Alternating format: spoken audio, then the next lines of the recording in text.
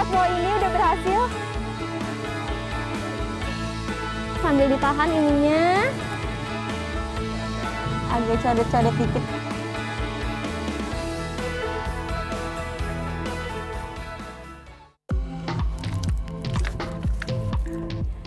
Sudah masuk akhir pekan, sudah waktunya segmen Sehari Menjadi, dan saya udah kotor-kotoran seperti ini. Kira-kira saya akan sehari menjadi apa ya? Ikuti terus. Eits, saya ceritain dulu ya.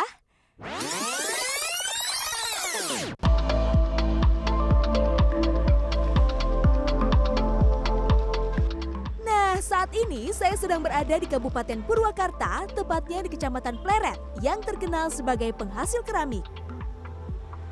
Keramik yang dihasilkan di Kecamatan Pleret ini bukanlah keramik untuk lantai, melainkan keramik gerabah. Dijalankan secara turun-temurun sejak 1904, awalnya keramik dibuat untuk peralatan rumah tangga pribadi.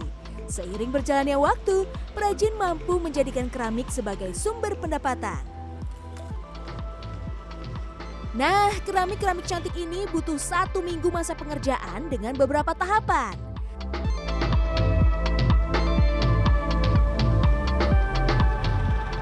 Tahap pertama, pengambilan bahan baku, yaitu tanah liat atau tanah lempung dari sawah-sawah yang berada di Desa Citeko dan Desa Pamoyanan.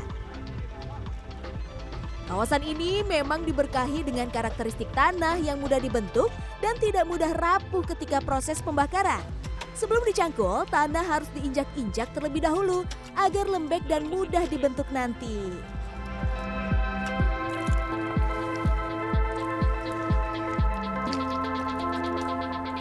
Aduh, nggak bisa. Udah berat loh, ini udah berhasil. Tapi kaki saya nggak bisa digerakin. Pak Titi, Pak berat. Bentar, Pak. Nah, satu lagi.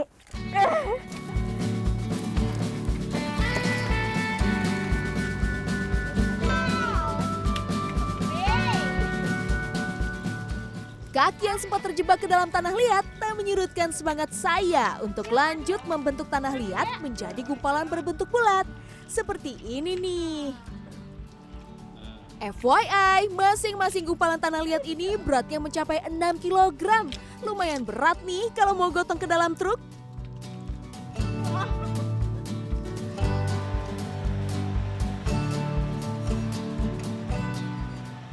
Tanah yang baru saya ambil harus diolah terlebih dahulu agar homogen dan mudah dibentuk.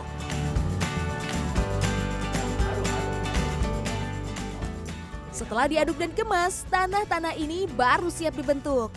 Teknik yang paling populer adalah teknik putar. Teknik ini memiliki tingkat kesulitan tinggi karena memerlukan keterampilan jari-jari dalam membentuk keramik. Menurut perajin keramik, teknik putar memiliki nilai jual yang tinggi. Saya akan didampingi salah satu perajin di sini, yaitu Pak Asep Supriyatna.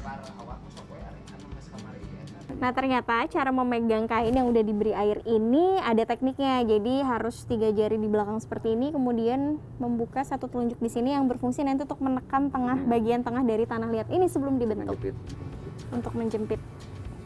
Coba, Pak. Gimana? Selain butuh konsentrasi penuh saat memutar meja, saya pun juga harus hati-hati saat menuangkan air ke tanah liat. Harus bisa menakar apakah teksturnya sudah tepat atau belum. Jika sudah yakin dengan takaran airnya yang pas, sekarang barulah perajin mencetak pinggiran tanah liat ini agar memiliki variasi bentuk.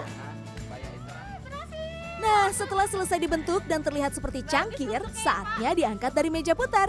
Angkat menggunakan senar ya, agar tidak rusak. Tara, ini hasil keramik yang saya buat tadi. Ini hasil bapaknya. Ini tadinya mau jadi mug ya, Pak ya? Ya. Ini saya juga mau jadi mug sebenarnya, mau sama kayak bapaknya. Tapi hasilnya kayak gini nggak apa-apa ya, Pak? Justru itu ada bentuk lain gitu. Ada bentuk lain. Kata Bapak ini bentuknya ternyata bagus. Nanti bisa diproduksi sama Bapak ya? Ya. Yeay!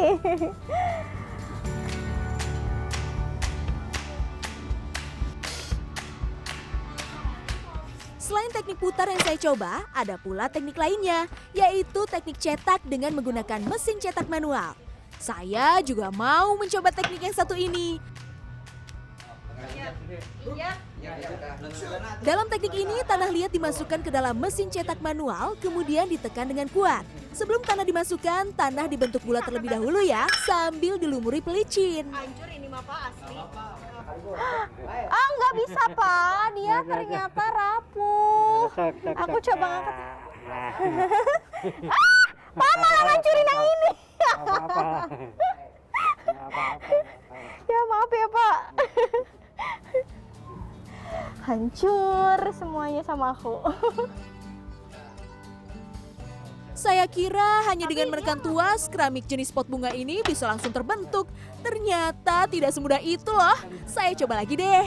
Mudah-mudahan kali ini berhasil ya. 1, 2, 3. Jatuh. Kenapa Pak? Terlalu licin ya? Yah, gagal lagi. Tapi saya tak kehilangan semangat. Saya masih mau mencoba lagi. Tanah liat yang gagal tadi saya bentuk bulat lagi dan saya cetak kembali. Ini ternyata ketika ngambil langsung dari mesin presnya nggak bisa langsung dipegang pakai tekanan gitu ya Pak. Jadi pegangnya harus pelan-pelan karena lihat hasilnya gagal. Gagal. Jatuh. Bikin lagi apa ya? Nggak apa ya, yuk bikin lagi. Ini adalah percobaan keempat saya. Belajar dari kesalahan, saya tidak akan menambahkan pelumas terlalu banyak. Saya akan menekan tuas dengan sekuat tenaga dan saya akan berhati-hati melepas pot bunga dari cetakan. Yeay, berhasil! Nah, dari hasil mesin press ini atau dengan menggunakan teknik press dalam 1 menit bisa menghasilkan 1 pot bunga seperti ini. Sementara dengan menggunakan teknik putar untuk menghasilkan 1 pot bunga seperti ini membutuhkan waktu 10-15 menit. Kita lanjut sini ya Pak. Setelah pembentukan tanah liat, kini saatnya penjemuran. Keramik tidak dijemur di bawah sinar matahari langsung ya, tapi hanya dengan diangin-anginkan selama kurang lebih seminggu hingga mengeras. Menjemur di bawah sinar matahari langsung dikhawatirkan dapat membuat keramik retak. Jika sudah dijemur 1-2 malam, keramik dapat diukir bermacam-macam motif.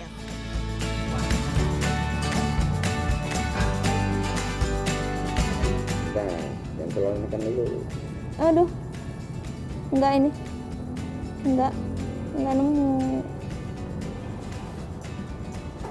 Jadi ketika membuat pola toreh ini, ketika kita menekankan pensil ke sini, jangan langsung menekan terlalu kencang, tapi pelan-pelan terlebih dahulu dan pastikan titik awal ketika kita membuat pola ini bertemu dengan titik akhirnya sehingga bisa membentuk lingkaran yang sempurna. Hasilnya sih tadi saya sempat gagal, tapi nggak apa-apa, saya mau coba lagi ya Pak ya? Boleh. Boleh, coba lagi.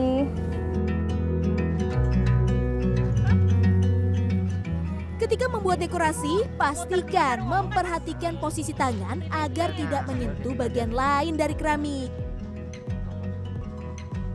Ragam dekorasi keramik dapat meningkatkan nilai jual.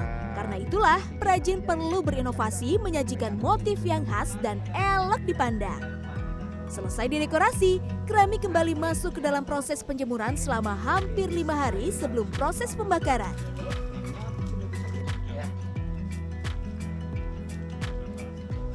Satu persatu keramik dimasukkan ke dalam oven berukuran 4 kubik yang berkapasitas 120 set pot bunga berdiameter 35 cm.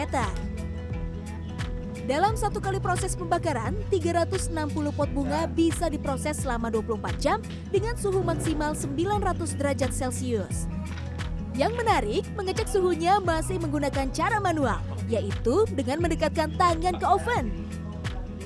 Oh ya, api yang digunakan berasal dari kayu bakar, karena perajin belum memiliki peralatan memadai untuk menggunakan gas sebagai bahan bakar. Kayu yang digunakan adalah kayu mahoni, karet, dan kormis yang memiliki bara api stabil.